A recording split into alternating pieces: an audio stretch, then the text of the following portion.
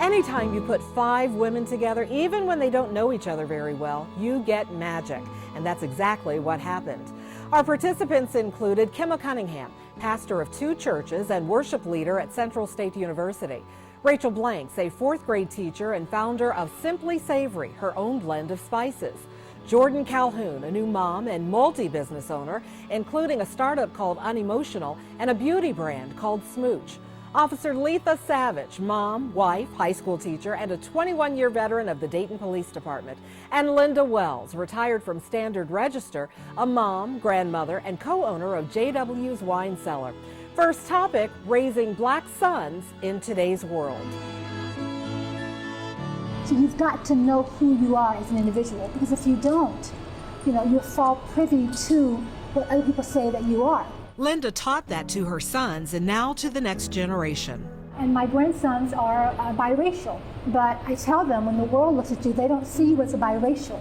They see you as an African American, they see you as a black male. He said it's that stress that you can't talk about that in therapy. While raising her toddler 7, Jordan worries about the world he was born into, where he can be shot for wearing a hoodie like Trayvon Martin, or picking up a toy gun from a store shelf like John Crawford III, or playing in a park like Tamir Rice, or jogging like Ahmaud Arbery. All of these instances where black men lost their lives, and so much of that, I see my fiance do it. And it's kind of like that could be him, and now that I've had my son, I'm like, oh my gosh. Because she says the stress of worrying whenever they leave home can drive the mother, wife, sister, or cousin to sickness. Pastor Kimma agrees. We talk about all of those other things, like, what we eat and how it impacts us and all of that. But this tension that we live with every day can be a killer. Our conversation naturally turned to police interaction with black men, specifically police brutality. From the Rodney King beating by LAPD in 1991 to the George Floyd Jr. 9 minutes plus of pressure that killed him, the police officer in our group offered a unique perspective.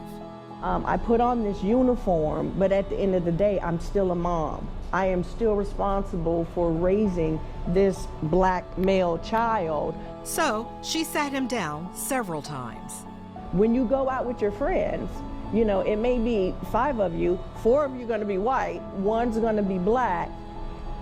Be cognizant that you're the one they're going to be looking at.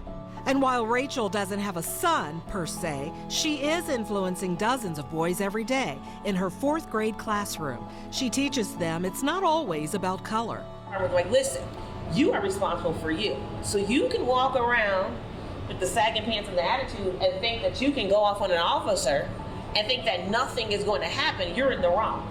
Very much the same lesson Kimma taught to her son many years ago. No, you need to do the things that you're supposed to do, because I'm going to need you to come home.